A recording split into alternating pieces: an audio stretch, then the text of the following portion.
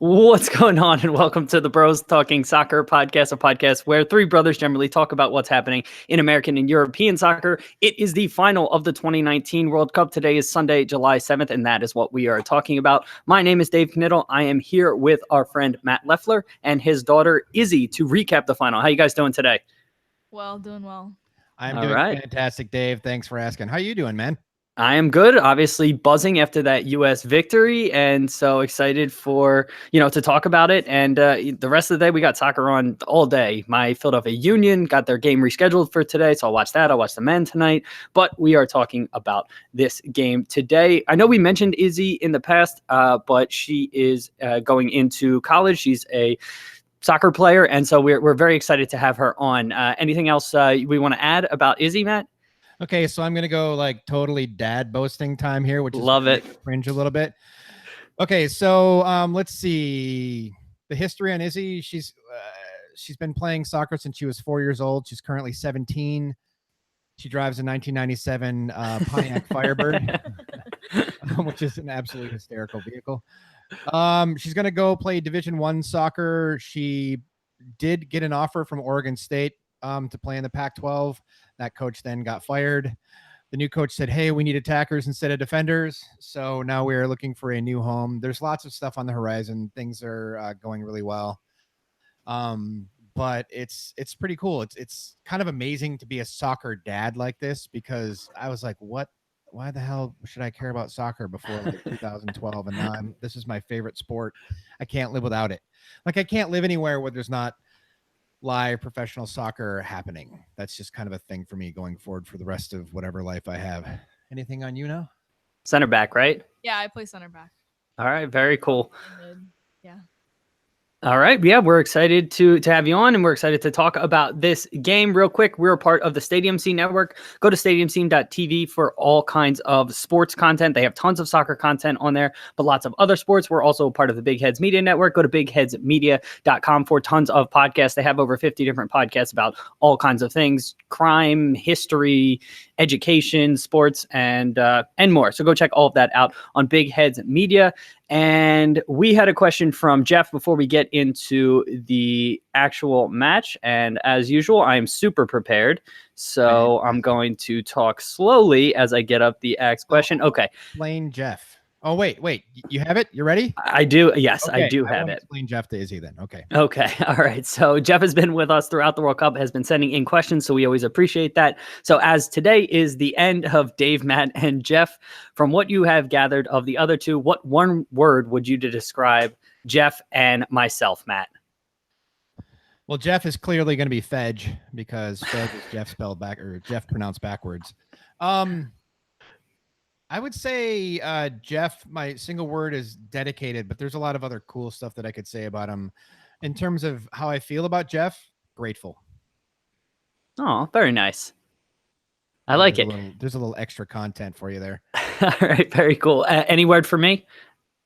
Oh, yeah, that's right. I forgot about you. Forgettable? No, awesome. You do a great job, man. It's been fun being here. So awesome. All right. Very cool. For Jeff, I'm going to say curious, because all of these questions have been really insightful, and it seems like you have a curious mind. And so we've really appreciated that. And with Matt, I'm going to say easygoing. I think throughout this process, you're super easy to talk to, really great conversation, and just sort of laid back and easygoing throughout. And so that would be my word to describe it. I'm still dealing with a little bit of sickness, so apologies here if you hear any throat clearing, but let's get into talking about the match here. And so United States played the Netherlands, and they prevailed 2-0 in the World Cup final. So before the match, I know we had some lineup things that we were talking about yesterday, Matt, and a lot of those kind of came to fruition in somewhat surprising fashion. Let's start with, Matt, we'll start with you, and then we'll go to Izzy, but thoughts on both teams' lineups before the match kicked off? I wasn't surprised by the inclusion of Rapinoe and Lavelle in the lineup. I mean, as with everything, I question Ellis's decisions. I frankly thought Press should have started the match and then maybe bring Rapinoe on later if she's feeling up to it. I was really concerned about Lavelle based on the look on her face when she went down, but I mean, clearly in the last match, right? Yeah.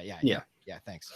And then I thought that the Netherlands should have started Van de Sande. I mean, I really do. I think that that would have given more pause to yeah, it would be done because it's down her side. Because I don't Berenstein just didn't have it today. Well, yeah, and we'll talk about what actually happened Okay. because Berenstein really didn't play right wing. But Izzy, what were your thoughts Okay. on seeing the lineups before the game? I think the decision to keep Sam Mewis in the lineup instead of Lindsey Horan was a really good one because I think Mewis, especially in this game, did a really good job flexing out to help the outside backs deal with Van de Donk and Martins.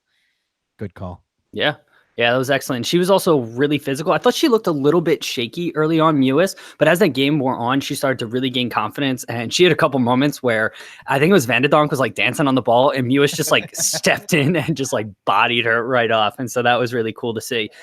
I was concerned, like Matt said, about Rapinoe and Lavelle's health, but they were both completely fine, and it shows how much I know. Also, it was really interesting to see Bloodworth shift out to left back for the Netherlands. They hadn't had that lineup throughout the tournament, and so Van Dongen came out and Dekker came in at center back. Dekker had played center back before, but usually it was with Bloodworth, and so again, it was kind of a lot of lineup rotation along the back line for the Netherlands, and they did some really funky things as far as formation is concerned, and we'll get into that kind of in our next phase. But any other thoughts about pre-match before we get into the actual match?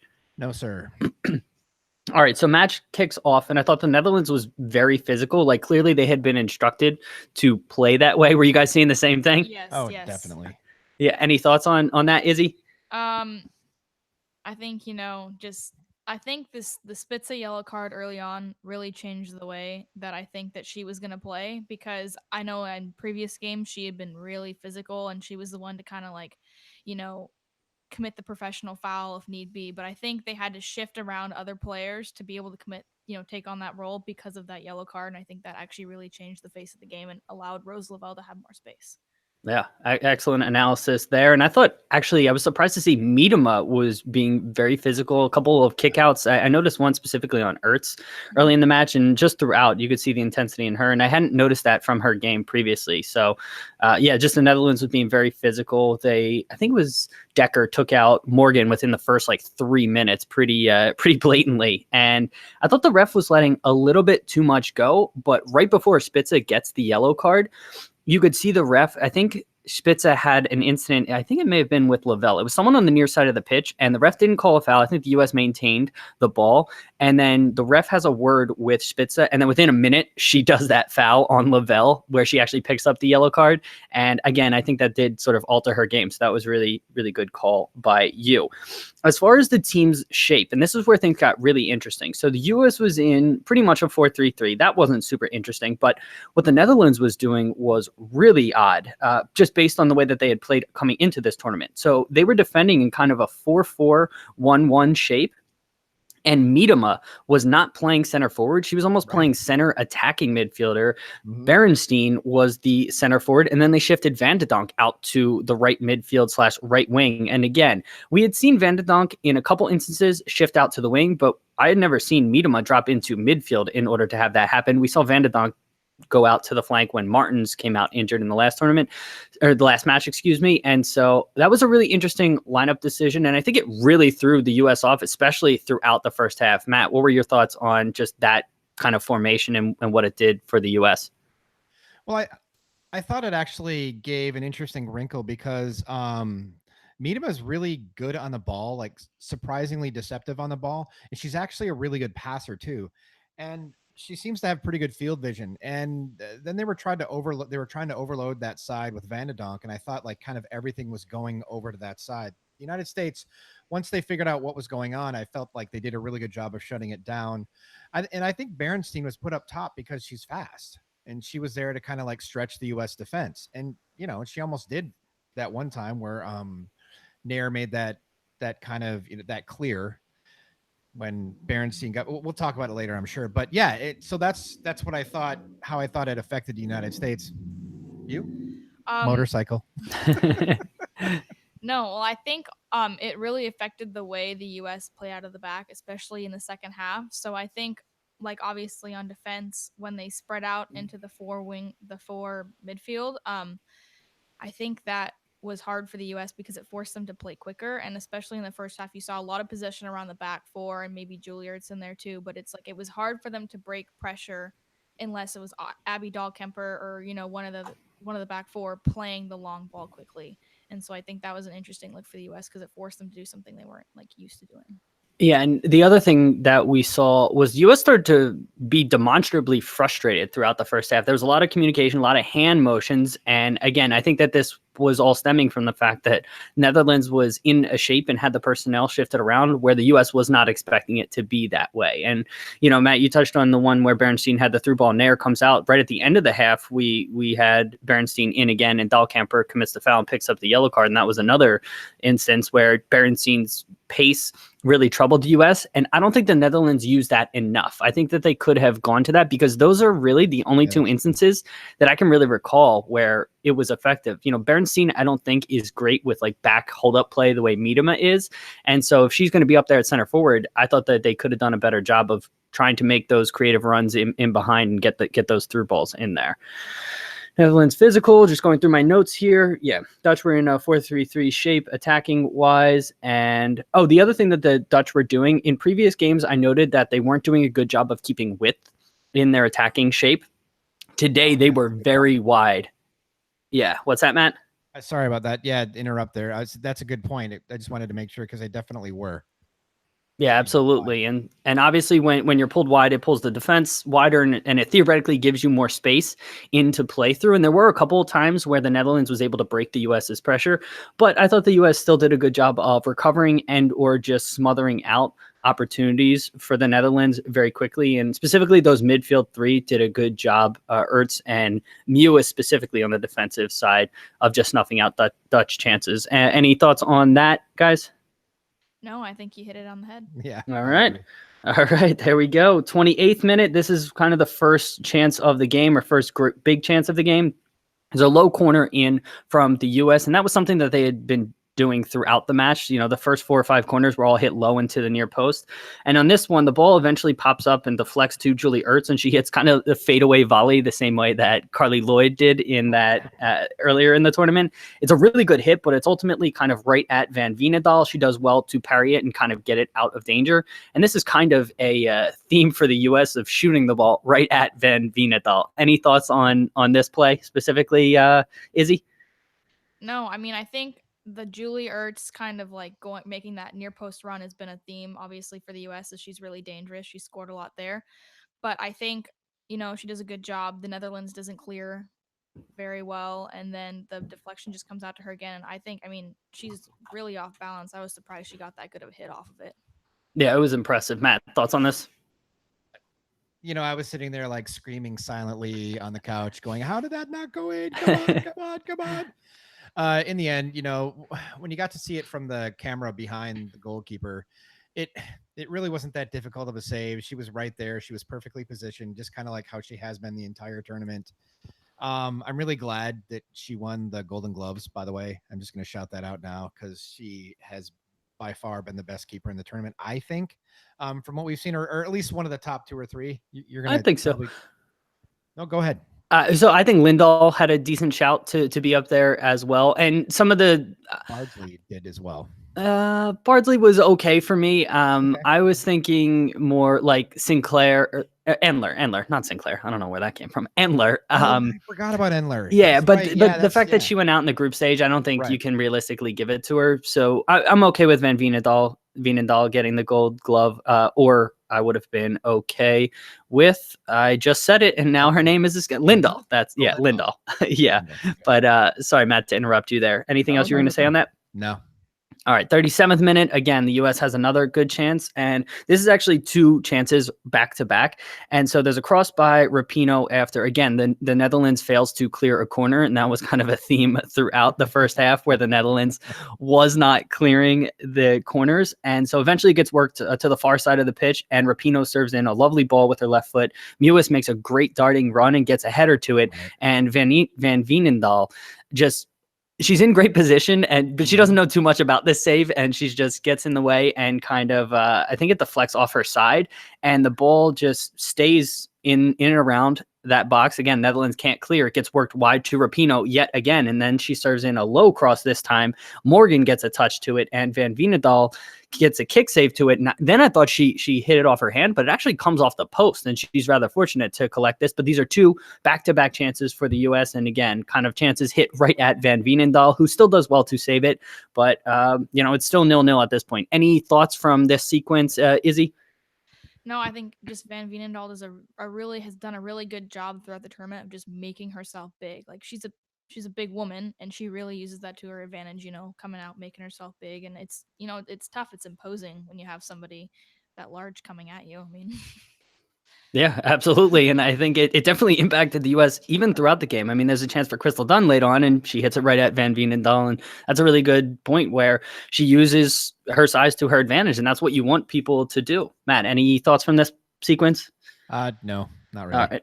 40th minute, which I think is the last thing I noted from the first half. And again, it's another U.S. chance. And this one is a fantastic save by Van Veenendaal. This one she actually has to do something for. And it starts with just an absolutely fired in ball by Julie Ertz. She does a really nice turn in the middle of the pitch and then fires it into Alex Morgan's feet. And Morgan does so well to control this first time and touch it into space where she can get a shot off again with her second touch. This was just so impressive from Alex Morgan. She fires it low into the near post, and it's a hard hit. It's pinged in there, and Van Veenendaal does well to get down, get a finger to it, and parry it out for a corner kick. Any other thoughts on this play or from the first half, Matt? I mean, I just thought it was indicative of the United States' adjustment to what the Netherlands were doing initially, and how they basically just kind of took over the match once things settled down. I mean, the Netherlands had a couple of good chances, but it clearly looked like the United States was in control and going to take it in the end, which they did. It just, I really think that if they hadn't had Van Veenendaal as a keeper, this score would have been, they probably would have scored 2 more goals, So yeah, I think at least. Izzy, any other thoughts from the first half? Nope. All right, cool. Halftime comes and Krieger comes on for Kelly O'Hara. We didn't touch on this in the first half, but there's a head-to-head collision between Kelly O'Hara and Lika Martens, and they both come back onto the pitch. Martens continues throughout the second half, but Kelly O'Hara has to come off at halftime, and Ali Krieger comes on. Always sort of interesting having to do defensive subs in the middle of a match. I think it's helpful that she comes on at halftime, and there is that sort of natural break in play where she can get up to speed. She's proven that she doesn't need a ton of time to get up to speed anyways, but I think that that always helps. And then US again was hitting all their corners to the near post. And so the next thing that I noted is the US getting their goal. Do you guys have anything before that moment that you wanted to highlight? No, just that I was really glad that they didn't risk O'Hara just to keep her in. She did look fine. And I know it's really difficult. And I know concussion symptoms can often take a few minutes to manifest, but she looked completely lucid, and she was angry. She had that like annoyed Kelly O'Hara face going on, and I was like, okay, yeah, we're good, all right. And then she comes on, and then I remember you said like, thank God that they brought Krieger as a backup, Yeah. So anyway, that's all I have there. So all right, Izzy, any other thoughts from early in the second half? No, I mean, I was impressed with how well Krieger just kind of slid into the game. I didn't really see a natural break for her. I mean, obviously she doesn't get up as much as Kelly O'Hara does, but she slid into that defensive role, and I think, more later in the half did a really good job with Miedema. Yeah. Krieger played very well, and O'Hara had a really good tournament as well. It was interesting with Kelly O'Hara, the faces she was making. She thought she didn't have to go off because of a head injury. Yeah, but that's not the rule. The rule is you don't have to go off if the other player gets a yellow card. So I think she had a little bit of confusion there, and she was a little frustrated at the referee, somewhat misplaced in that moment. But 59th minute, the U.S. The U.S. gets their goal a little bit after this. I think that it's ultimately converted in the 61st, but the incident happens in the 59th minute. There is, I believe, I can't remember if it was a throw-in or somehow the ball deflects to Alex Morgan. Do you guys remember exactly how it got there? No. Okay. No, I think it was somebody played, like, I want to say it was Rose Lavelle, just like lunge, try to get a touch on it, and it happens to go over. I'm not completely sure. Okay, but so apologies, none of us know exactly how it happens, but the ball is coming sort of over the defender, Van der Gracht, for the Netherlands, and Alex Morgan's in behind. This is probably 2 yards into the box, and Vandergracht is following the ball. I don't think she knows much about Morgan, and so the ball is up over her head, so she tries to kick it, and because it's sort of an awkward angle, she ends up kicking Alex Morgan in the shoulder. Morgan gets a touch to the ball, and once she feels the contact, she goes down because she's kicked in her shoulder. The ref initially calls a corner kick because she thinks the ball comes off Vandergracht. Turns out she did not make any contact with the ball. It goes to VAR. Ultimately, a penalty is awarded. Do you guys have any issues with this being a penalty? Izzy? No, I don't. I think this is completely a penalty. I mean, Van der Graatt had left her feet. Her boot was, Morgan had jumped to get to win the ball, and her boot was still around Morgan's shoulder. I mean, imagine if Morgan hadn't jumped, it'd be probably around her head. So I don't know what Van der Graatt's foot is doing up there. That's a dangerous play in the box. Absolutely. Matt, any thoughts? So, I mean, as I've said, all I want from VAR and officiating is consistency. I did think that the referee this match was a little inconsistent with the tournament thus far, and that she let too many things go, despite the Spitze yellow card early on. However, this was consistent with how they were calling penalties according to VAR this whole tournament. So I always look at it and I really try to objectify myself. Well, that was really weird. I really try to be objective. Things got strange there, folks. All righty. Driving that car right down that road, going past that town. So I really try to do my best to be objective and go, how would I feel if that foul were called on the United States? And I would go, okay, I think that's a fair call.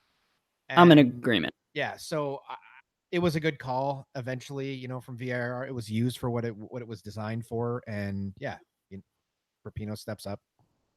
Yep, and Rapinoe steps up and converts it. She goes the opposite way than she had gone with her other 2 penalties. I can't remember if she had any other penalties, but obviously the 2 that she hit in a prior match, she went low and to her left. This one, she goes low and to the right. It's not quite in the corner, but it completely wrong foots Van Veenendaal, and the U.S. takes a 1-0 lead. Any thoughts on the penalty or anything to add before we continue on, Izzy or Matt? Nope.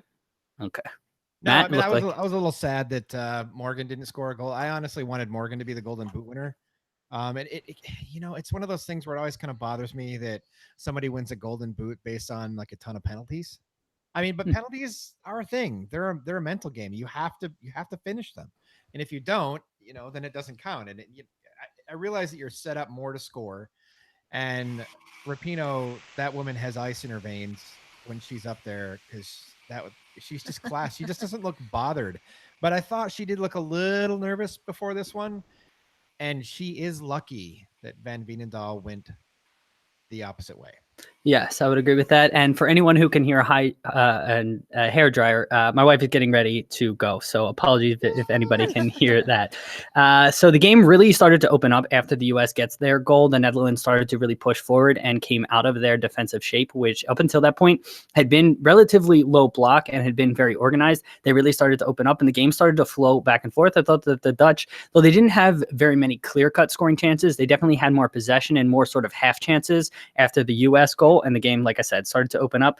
And then the 69th minute, U.S. gets their second goal. And so this comes about after a great Crystal Dunn tackle. And so this happened. So Mewis had the ball. She tackled it off of, I think it may have been Van de Donk. Then Van de Donk comes back and takes it back off of her. And so the Netherlands is going the other way. And then Crystal Dunn kind of comes out of nowhere and has a fantastic tackle to tackle it away from the Netherlands. The ball bounces free and Sam Mewis, who had just been tackled, is sort of trailing the play. So she's able to collect the ball and play it into Rose Lavelle. And because of there was that quick back and forth sort of possession, Rose Lavelle is in acres of space in the middle of the park, and absolutely no one is there to get her. She does a couple sort of drag moves with her left foot and just drives right at, I think it's Van der Gracht. Again, it's the center back for the Netherlands. Yeah, she drives right at Van der Gracht and is able to cut onto her left foot and then just fire a hard low shot to the far post and tucks it in. 2-0 here. Thoughts on the goal, Izzy?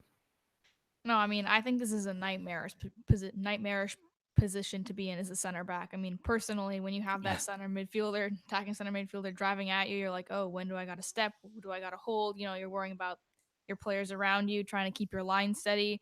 And I mean, Rose Lavelle just does an excellent job to just go with pace at that back line, and then on the top of the 18, fire that shot home, and that shot was hard. So Yeah. So, I mean, just credit to Rose Lavelle. She made all the right decisions there. Absolutely. Yeah, Matt, thoughts on the goal? I was kind of surprised that nobody in the Netherlands more aggressively stepped to Lavelle. It's kind of like they just sort of parted for her a little bit. But it also, the way Rose Lavelle is so unorthodox in her moves that she looks like she's going to lose the ball. Every time she does something, it kind of looks like, what? Why do you still have the ball? And because she seems unbalanced, and because her legs seem like they're sort of too long for her body, but yet she still has a torso, but yet she's still not like a tall woman. So it's all kind of strange, and nobody stepped to her, and I found that strange. But I was super happy because the United States was up 2-0, and that was a deal breaker. And didn't the United States basically go come at me, bro, after that? Pretty close. I mean, when I noted it was the around the 80th minute. I think it's after the Kristen Press sub is when they really go into that shape. Okay. But they may have gone into it before then. I just may have not noticed it. Last thing on what you guys were touching. What's that? The goal. I was gonna make sure you talked about the goal. So Yeah. The last thing on the goal was just that I think we've seen it a number of instances where the center backs haven't necessarily. It's a really tough position for them to be in, but we've seen it in many games this tournament where the center back has fallen off a little bit too far and then made it relatively easy for a player to shoot home. I mean, you could even say it with Houghton yesterday in that Sweden match. So let me ask you this, Izzy. What do you think the center back should have done in that situation with Rose Lavelle driving at her? Do you have a take on that? The only thing you can really do, I mean, I think if I remember correctly, she still has I think Pino and Heath on the sides. That's true, yeah. So, I mean, you have that. I think Vandergraat probably has to slow her drop and like inch closer to Rose Lavelle. I think is the only thing you can really do, and then just kind of hope that put more pressure on her, hope that Rose Lavelle takes a bad touch so your other defenders can step up and win the ball. I mean, there's not really a lot you can do. I mean, it's just not a good feedback. Yeah, it's definitely nitpicky, and it's definitely not an advantageous position for the center backs to be in. And obviously, we have the benefit of hindsight because Rose Lavelle finishes here. But it's just it's just something that, especially at the highest level, sometimes you need to take defensive risks because the players are so talented, and you just need to engage a little bit higher up the pitch. It would just be my thing. And yes, you run the risk of potentially getting burned, but yeah, there is that. How loud is that? Can you guys hear that? Really Okay, all right. It's just very loud on my end. So, all right. 76th minute, Crystal Dunn has the chance that I touched on earlier. Rapinoe just has a fantastic through ball here. And at this point, the Dutch had just been pushing numbers forward, and Crystal Dunn has a really nice move. I think it's around Decker. It's one of the center backs. It may have been Van der Gracht again. But she goes right around, and then she's in a one-on-one on Van Veenendaal. And again, Van Veenendaal just does well to make herself big. Dunn hits it right at her, and Van Veenendaal has a really good save. Any other thoughts from this specific play? Dude, I mean, it was great for Dunn to get in on a goal, but that absolute lack of vision to just not lay that ball off to Morgan, who is making a perfect run. And this is kind of what I'm talking about that annoys me. Like, Alex Morgan has been so subtly good in this whole entire tournament, like taking the abuse, hold up play, trying to make the right pass all the time, having good vision, making these great runs. And people are just like, no, I'm going to shoot, bro. And then, and it's just like, what are you doing? It just lay the ball off, have just a little bit more vision. And the United States should be up like 3-0 at this point. And that's kind of what I mean. I think sometimes like the players can be a little too selfish, and I know they're just trying to do their best, right? I'm not being super harsh on like their mentality, but I think they're not looking enough. And that's why I was kind of bothered that Morgan didn't get the golden boot, because she had 2 or 3 clear-cut opportunities like that where the player just was like dribbling into the box, head down, and they just placed a shot directly at the keeper. Yeah. In this one, I'm actually okay with Dunn taking, I mean, what is she, 7 or 8 yards out? I'm okay with this one, but I did note Tobin Heath specifically, I thought had a ton of opportunities to just be more direct, and she just takes too many touches and just allows the defense to get back into position, or she just allows support to come in, and then she's 1v2 versus being in the 1v1 situation. And I thought that she could have killed the game off in a couple different instances. Izzy, any thoughts on that? No, I mean, I think this is like people love Tobin Heath. She is excellent on the ball. Don't get me wrong, but I think one of my main problems with her is she always takes too many touches. I think she does not drive to goal like she should. Um, she just takes too long to play the ball. I mean, Yes, sorry. Yeah, I was on mute there. I'm yelling at my wife to close the door because the hairdryer apparently is crossing the Atlantic at a pretty fair volume. So it's pretty loud for some listeners. So yeah, this is me multitasking, Izzy. That's so awesome, yeah, man. yeah. Fantastic. Apologies there. Yeah, so I mean, I'm in agreement with what you were saying on Tobin Heath there, Matt. Anything else to add to what Izzy was saying? No, I'm good. Okay. And then US closes it out. Sal's chiming in here with the come at me bro formation. And so, yeah, the US kind of falls into that 5-4-1 shape. And once they fell into that, I thought that they did a much better job this time of not just sitting so far back. They didn't allow the Netherlands to really get up any sort of momentum, and they were still keeping a relatively high press. And the forwards and midfielders did an exceptional job of just not allowing Netherlands to get out of their defensive half. And the U.S. does well to close it out, as much as Carly Lloyd refused to dribble the ball to the corner. She's trying to get her goal, but the U.S. just did a fantastic job. Any other thoughts from closing out the game, Matt? Yeah, Carly's gonna Carly. You know, I've been frustrated with that this whole tournament. Eventually she did it finally. I think somebody probably had to yell at her for like the 7th time. I don't know. I couldn't hear it. It's just speculation on my part, but you just can't stop a force like that from doing what they've been trying to do their entire life. And I don't know, but she does cause havoc every single time she gets on the ball. Other players, especially and the Netherlands defense looks so gassed by this point. So I understand why she was doing it. I just didn't think it was proper game management. Fair enough. Izzy, final thoughts from the game?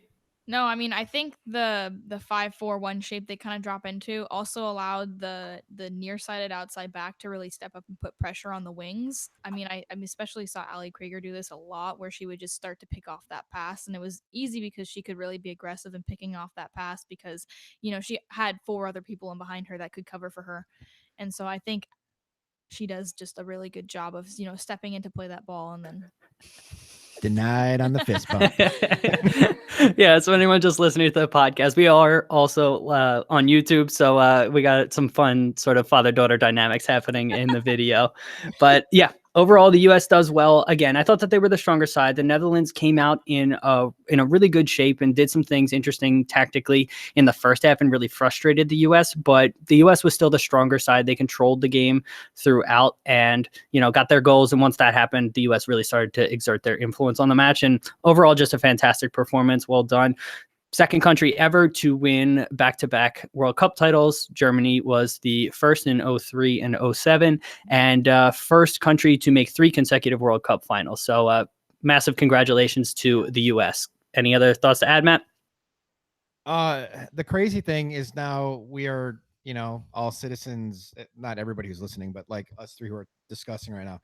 It's really interesting to realize that like a country that a team that represents our country actually is one of the greatest national teams ever. Yeah. To put that That's into cool. perspective. And I realize like everybody likes to downplay like the women's game and all this stuff and it's just bullshit. I'm so tired of it. I've had people tell me on Twitter that like nobody cares about the women's game. And I'm like, dude, why did ESPN pick up the NWSL then? Why have there been 30 million views on this? They're like, well, after the World Cup. I'm like, no, we're now. Yeah. We're in this now. And so like, go ahead. But Budweiser just signed a multi-year partnership with the NWSL. I saw on Twitter. We retweeted it. Yeah, today. So it's huge for them to get sponsors like that. That's huge. That means that the league will start to expand and get up to 12 to 14 teams, which is the ultimate goal. And it's just, I'm really tired of like the narrative that nobody cares. And so now we're like looking at the United States women's national team being simply one of the greatest. We're like one of the greatest. And now granted, I have to put the caveat for some reason in women's football, but like we have a great soccer national team. And that's crazy. That's crazy. And we probably will never have it on the men's side. Maybe we will have it. I don't know, but it's nuts. 4 stars are going to go on their jerseys, man. It's like, pardon me, is like multiple tears roll down my cheek here. It's kind of too bad that I shaved and it couldn't, get stuck in my beard. But it's just, I just the magnitude and the levity of this. I just was sitting there watching the trophy presentation, and I was just that, yeah. Okay, that's it. Yeah, it was really good. So it was awesome. Izzy, any other thoughts from this?